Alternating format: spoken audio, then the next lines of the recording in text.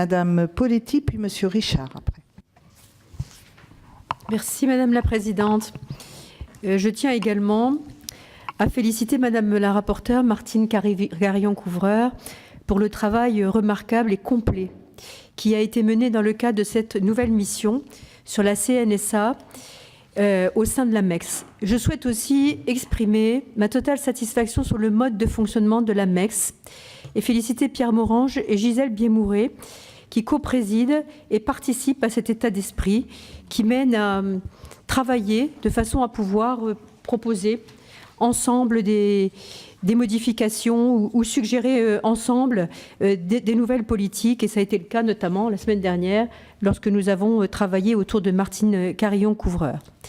C'est vrai, chère Martine, que les moyens donnés pour l'accompagnement des personnes âgées, notamment, rejoint tout à fait le débat précédent. Puisque plus nous donnons de moyens, mieux nous accompagnons les personnes âgées dépendantes, et moins nous aurons effectivement à aborder des sujets graves comme celui que nous avons abordé tout à l'heure.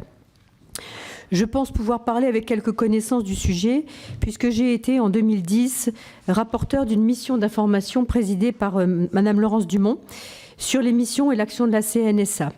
Le sujet était alors essentiellement tourné sur les crédits non consommés qui s'accumulaient alors que les besoins continuaient d'exister fortement sur nos territoires. Aujourd'hui, nous parlons plutôt d'évolution de la caisse.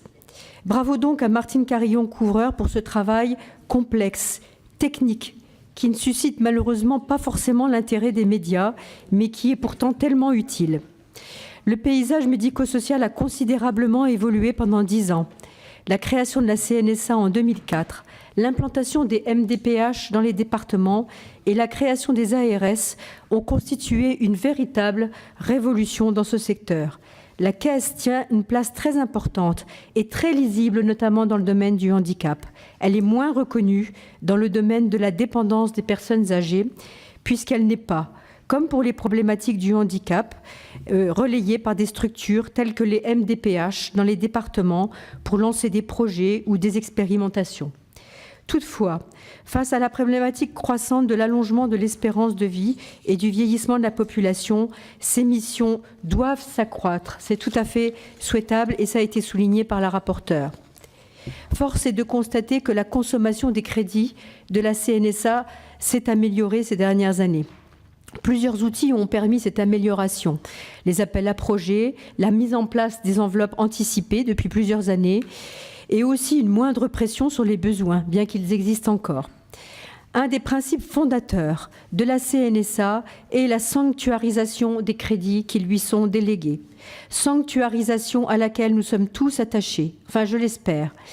Et notamment pour nos collègues, que peut-être on aurait pu entendre un petit peu plus, puisqu'ils l'avaient fait auparavant lorsque ça s'était produit et que nous étions dans la majorité, lorsque les crédits de la CASA ont été détournés de leur objectif, et tout récemment encore, lorsque 170 millions d'euros ont été repris du budget de la CNSA pour être rendus à la sécurité sociale.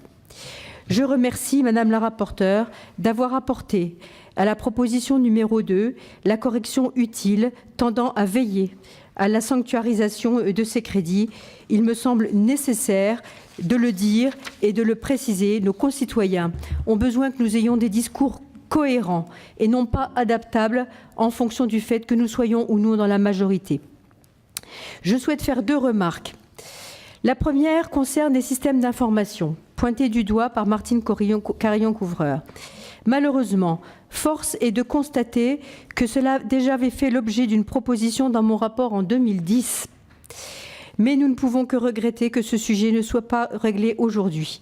Les systèmes d'information, pourtant essentiels pour gérer au mieux des budgets si importants, ne sont pas le fort de la CNSA, puisque ses propres systèmes sont très perfectibles et que la section 4 de son budget, qui doit permettre l'informatisation dans les territoires des différents services sociaux et médico-sociaux, n'est pas faite dans un souci de cohérence et d'organisation de ces services.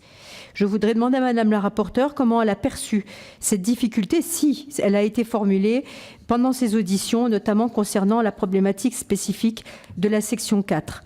Également, de quelle manière ont été évalués les besoins en nouvelles mesures, tant pour les personnes handicapées que pour les personnes âgées. Deuxième sujet, la réforme territoriale. Il est difficile de proposer une nouvelle organisation de la CNSA, notamment au travers du développement des maisons de l'autonomie.